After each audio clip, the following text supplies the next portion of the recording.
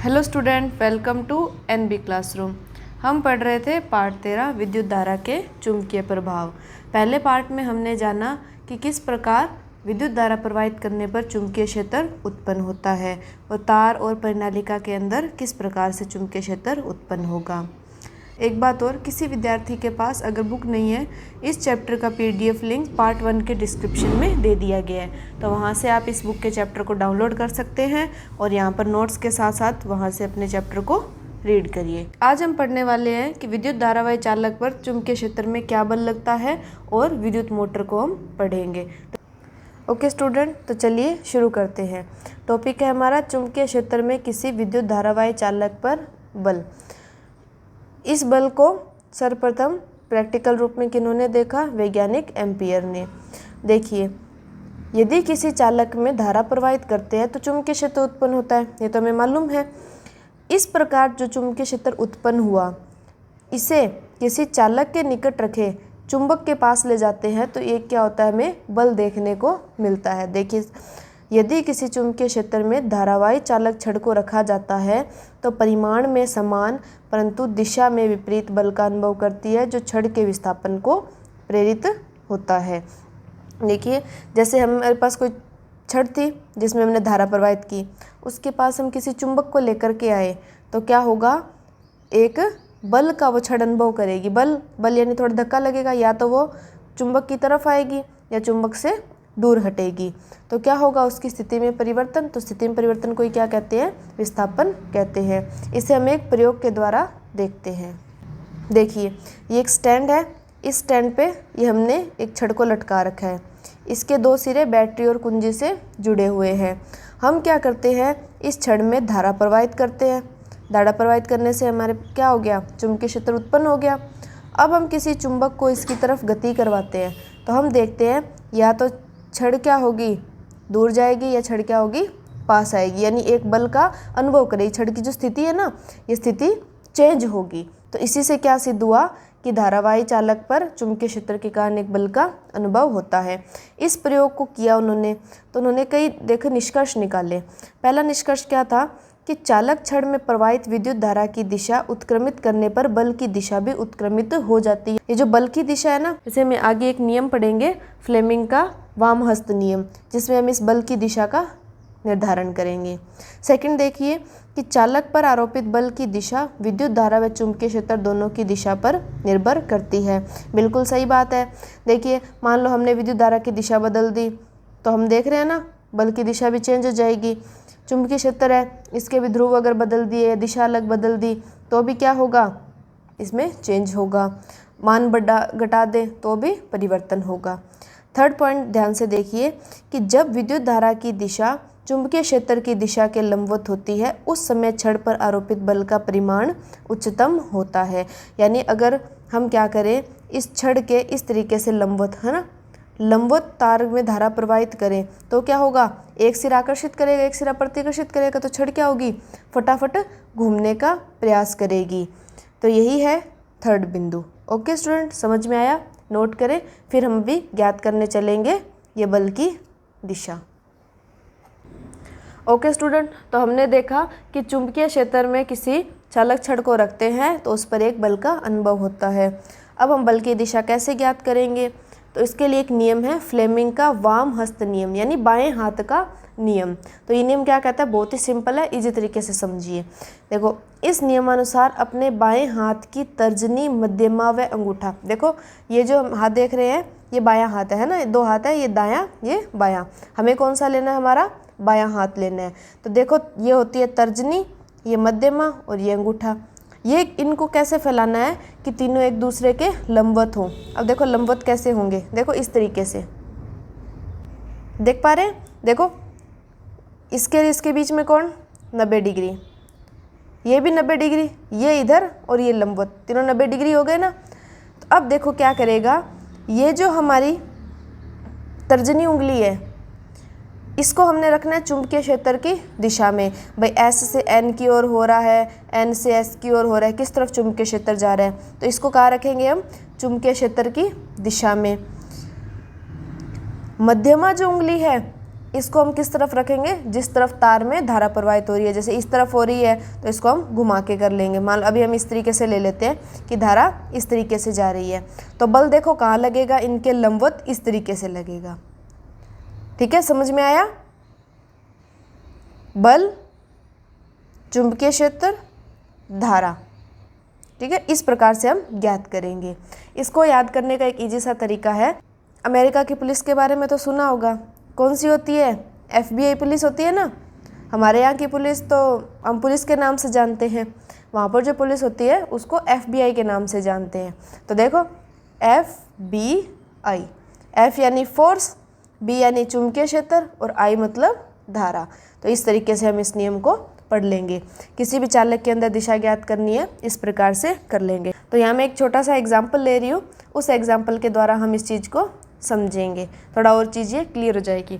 देखिए एग्जाम्पल है हमारे पास में, चित्र में दर्शाए अनुसार कोई इलेक्ट्रॉन किसी चुंबकीय क्षेत्र में क्षेत्र के लंबवत प्रवेश करता है तो इलेक्ट्रॉन पर आरोपित बल की दिशा क्या होगी।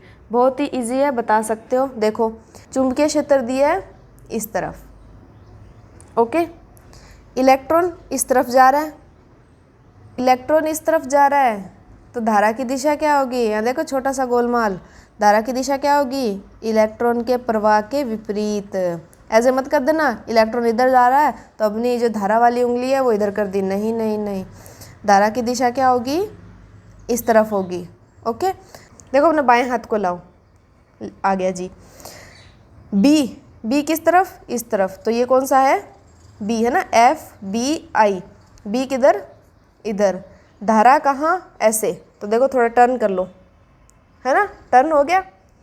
तो बल कहाँ है, अंदर की तरफ, तो इलेक्ट्रॉन पे धक्का कैसे लगेगा, यूँ अंदर की तरफ। ओके, तो अंदर की तरफ दिखा सकते हैं। तो ध्यान रखना इलेक्ट्रॉन के प्रवाह के विपरीत धारा। तो बहुत ही अच्छा क्वेश्चन था ये। तो हम इस प्रश्न के अनुसार क्या हो जाएगा, इलेक्ट्रॉन पर बल की दिशा कागज के भीतर अंदर की ओर जाते हुए। ओके स्टूडेंट, समझ आया। तो ये फ्लेमिंग का नियम नोट करें। तो अभी हमारे पास में दो नियम हमने अब तक पढ़ लिए हैं। एक तो हमने दक्षिण अंगुष्ठ नियम पढ़ा था, जिससे सिंपल क्या था, धारा की दिशा थी और चुंबकीय क्षेत्र हमें ज्ञात करना था, कैसे उसके बार बार होगा। सेकंड हमने पढ़ा फ्लेमिंग का वाम हस्त नियम, जिसने क्या कहा, बल की दिशा कैसे निकलेगी। अब हम पढ़ने जा रहे हैं विद्युत मोटर। विद्युत मोटर जो है वो घरों में काफ़ी उपकरणों में प्रयुक्त होती है, पंखों में, वॉशिंग मशीन में, कंप्यूटर में, कुछ मिक्सर्स वगैरह होते हैं, सबके अंदर विद्युत मोटर प्रयुक्त की जाती है। तो देखिए विद्युत मोटर क्या करती है, इसे याद रखिए, विद्युत ऊर्जा का यांत्रिक ऊर्जा में रूपांतरण करती है। यांत्रिक ऊर्जा क्या होती है, जिसमें कुछ चलने फिरने का सा काम हो रहा है ना, यंत्र काम कर रहा है। देंगे हम विद्युत ऊर्जा, काम क्या होगा, यांत्रिक। जैसे आपने देखा होगा हम जूस बनाते हैं, गर्मी का सीजन है, आमरस तो सभी पीते हैं, तो उसमें क्या है, हम इलेक्ट्रिसिटी देते हैं और वो मोटर क्या होती है, वो घूमती है। तो वो एक तरह से क्या है, विद्युत ऊर्जा का यांत्रिक ऊर्जा में रूपांतरण है। तो चलिए अब हम इसकी संरचना पढ़ते हैं, फिर इसकी कार्यप्रणाली की ओर जाएंगे।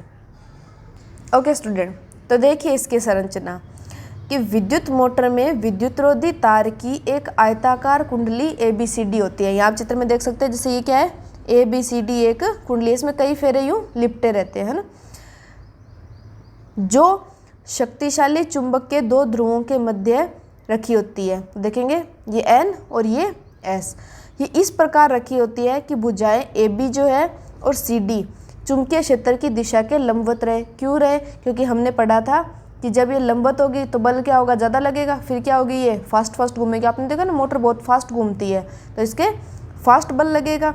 इसके लिए क्या रखी जाती है, इसकी दिशा लंबवत रखी जाती है।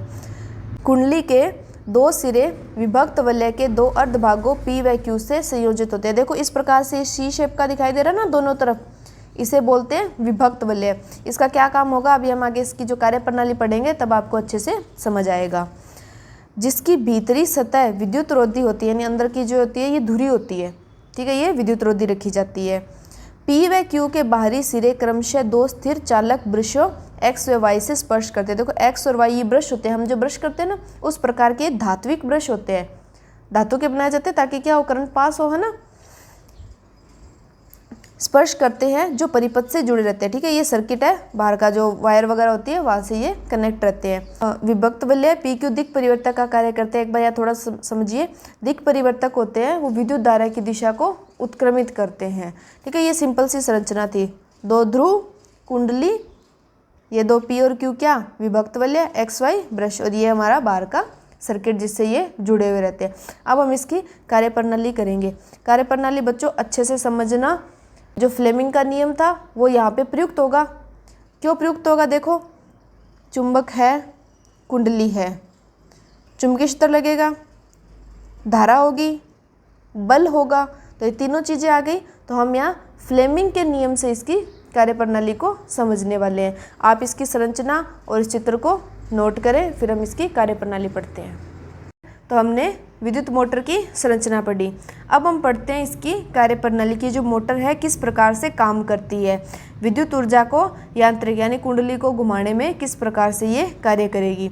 तो देखिए कि बैटरी से धारा X ब्रुश से होते हुए कुंडली ABCD में प्रवेश करती है और ब्रुश Y से होते हुए बैटरी के दूसरे टर्मिनल पर आती है। ठीक है, धारा क्या होगी, प्लस सिरा है तो ऐसे जाएगी, यूँ इस कुंडली में घूम के और इस सिरे की तरफ आ जाएगी। अब देखिए हमारे घरों में हम यूज़ करते हैं प्रत्यावर्ती धारा। प्रत्यावर्ती धारा क्या होती है, जिसका मान समय के साथ परिवर्तित होता रहता है। आधे चक्कर में प्लस होता है, आधे चक्कर में माइनस होता है। तो अब ये किस प्रकार से काम करेगी, तो सबसे पहले एक चीज़ यहाँ देखिए, ये चुंबकीय ध्रुव N, ये चुंबकीय ध्रुव S। तो हमें पता है कि चुंबकीय क्षेत्र की दिशा क्या होगी, N से S की तरफ, है ना, 2 ध्रुवों के बीच में रखे हैं। ठीक है, ये हम दिखा देते हैं चुंबकीय क्षेत्र की दिशा को। अब देखिए कुंडली AB और CD में विद्युत धारा की दिशाएं परस्पर विपरीत है। सबसे पहले क्या होगा, देखो धारा यहाँ से जाएगी, इसमें धारा की दिशा इस तरफ, ऐसे कुंडली में होते हुए धारा कहाँ आ जाएगी, इस तरफ। अब इस चीज़ को देखिए, हम फ्लेमिंग का नियम लगाते हैं यहाँ पे, बायां हाथ, I कहाँ, इधर, B कहाँ, इधर, तो F कहाँ लग रहा है, देखो नीचे की तरफ। तो इस भुजा पे बल कहाँ लगेगा, नीचे की तरफ, नीचे दबेगी। विपरीत में उल्टा कर लो, देखो F B I, B इधर, I इधर, तो इस भुजा पे बल कहाँ लगा, ऊपर की तरफ। तो ये सिरा कहाँ होगा, ऊपर की तरफ उठेगा।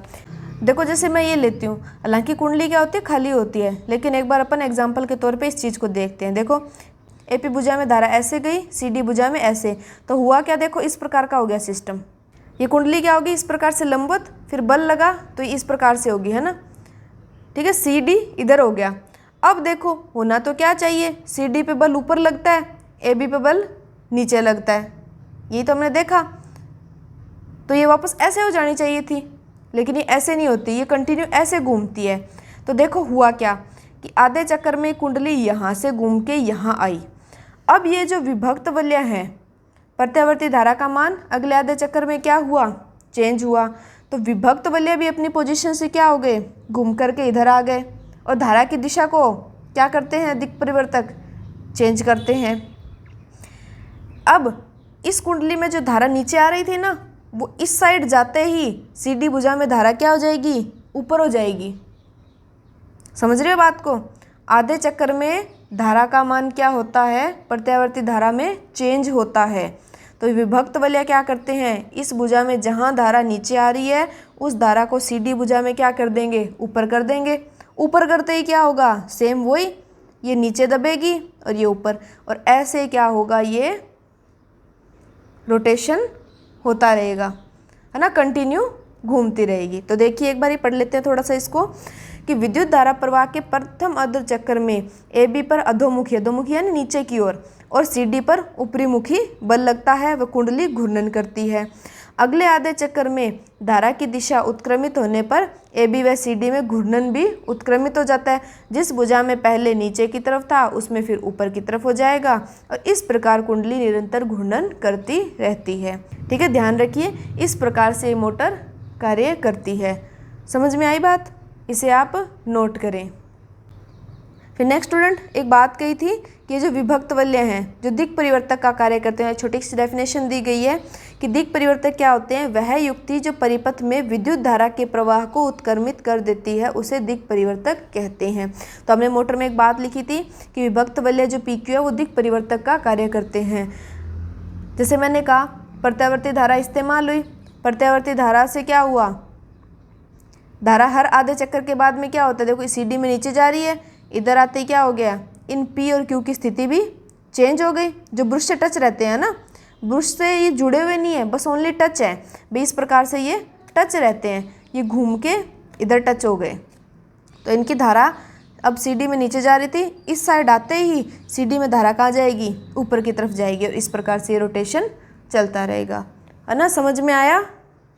समझ आया तो एक बार इसे वापस देखें और फिर आप भी इस प्रकार का छोटा सा यूँ प्रैक्टिकल कर सकते हैं, ठीक है। चुंबकीय क्षेत्र तो ऐसे ही जा रहा है, चुंबकीय क्षेत्र में तो हमें कोई चेंज करना ही नहीं है, हमारा तो काम है धारा से, अभी पहले AB में इस तरफ, CD में इस तरफ, तो भाई रोटेट हो गए। अब CD में क्या हुआ, दिक् परिवर्तक ने धारा चेंज कर दी, पहले CD में नीचे आ रही थी धारा, अब ऊपर जा रही है, तो वही फ्लेमिंग लग गया, फ्लेमिंग लगते ही ऐसे ये रोटेशन हो गया। अब तो समझ में आ गया होगा, है ना।